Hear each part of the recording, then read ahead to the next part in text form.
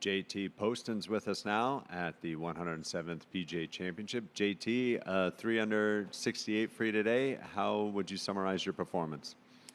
It was good. It might be my lowest round at this golf course over the years, so I'll definitely take it. I haven't had a ton of success here with the Wells Fargo or Truist Championship now, but I'm obviously from North Carolina, so I like being back in the home state, and just it was one of those days I hit it really good and didn't make too many mistakes and made a few putts as well.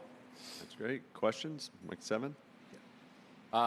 You mentioned the North Carolina part of being from Hickory. How cool is it to have an event that's, I guess, an hour from where you grew up? Yeah, it's great. I mean, last year I got a little taste of it with the U.S. Open being in Pinehurst and playing a major in your home state. And there's a lot of familiar faces, a lot of family, a lot of friends.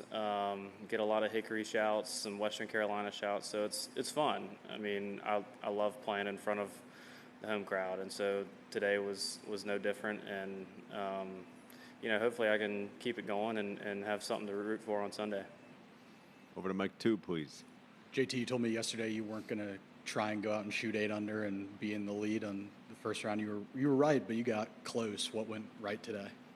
I hit it really good. I drove it pretty well. I don't know really what my stats were, but I felt like I hit a lot of fairways and greens, and I just felt like I had good control of my golf ball. So you got to do that around here. I know it's a big golf course, and a lot of people are talking about you have to hit it far, which you do, but I think you definitely got to hit it in the fairway as well, just because the rough can still be penal, and these greens are great. So I feel like if I can just give myself a lot of chances, I can make some birdies for sure. Back to Mike 8. So you would think that regular conditions, or the conditions of a PGA Tour event, will be more favorable, but it looks like you're playing better in the PGA Championship condition, no? Honestly, I was impressed with how much it had dried out this morning. We obviously played it down, and I thought it was going to be very wet, but the course is drying out fast, so I'm sure it'll get to those conditions pretty quick. But it's a long golf course. It plays long during the Truist, and it plays long this week. So you got to be good off the tee, and you got to be good with those long irons for me, mid irons maybe for some other guys. So, but it's still, it's fair. You can still give yourself looks, and there's plenty of birdie holes. And if you hit it solid, you can shoot a good score. Any recent memories of being in this position the first day of a major? Not really. Kind of unfamiliar territory. But I think what I have learned over the years is you can't win the golf tournament on Thursday, and I think I'm just going to go out there and try and stay in my own lane and, see where we stack up on Sunday, and not try and get too caught up in watching the leaderboard and where I stand. Todd? When you were growing up in Hickory, did you play here at all? I never did. First time I played it was the tour event. Can you remember as a kid, maybe at high school, when you were having a state championship runs, what was the coolest course you played that you wanted to play for the first time?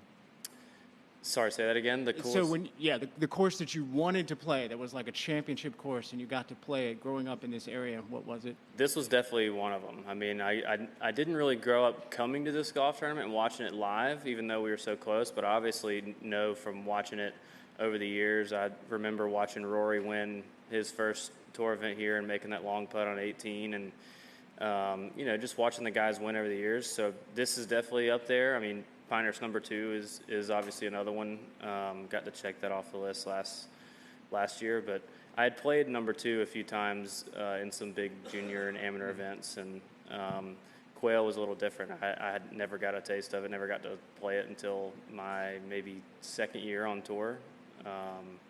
So I love it. I mean, again, you're playing in front of a home crowd, so a lot of familiar faces, and it's a fun week, and I'd love to keep this going and finish this week off. Back to Mike 7. Do you have to get a bigger rental house this week for all the people, or are they just driving in every day? No, most of them are driving in. We've got a house for just my wife and our daughter, and it gives us our own little space to kind of unwind a little bit. But we've got plenty of family here, and we'll do some dinners. And my sister and brother-in-law live 5 minutes down the road, so we'll hang out over there. And get our mind off the golf, which is probably a good thing. Imagine it's a double-edged sword of playing with that many people, because if the round goes bad, the night could, sour a little bit. How satisfying is this tonight going to be for you? I mean, it's very early. Again, I'm not getting ahead of myself. It's a great start. I'm happy with it, but you can't win the golf tournament on Thursdays. There's a lot of golf left. It's a hard golf course, so you got to kind of stay. It's cliche, but one shot at a time, and not get too ahead of yourself. And I'd say I don't really have the results in majors to prove that, but I feel like I've played enough of them now I've learned that, and hopefully I can apply it a little better this week. Over to Mike 2. So you have the chance to have your best first-round finish at a major ever, T12 in 2020 at Harding Park.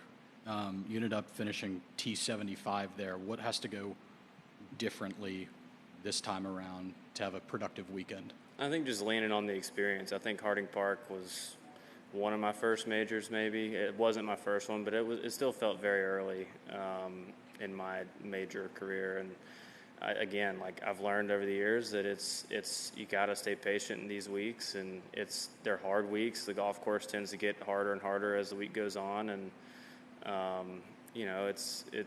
there's a lot of golf left. So I think for me, I'm just going to go out there and try and do exactly what I did tomorrow, and we'll see where we end up at after tomorrow, and then I'm going to do the same thing on Saturday, and then the same thing on Sunday. So I know it's cliche, but it's kind of the approach that I've got to take, and I've learned that I've got to take over the years, and again, hopefully I can execute that a little better this year.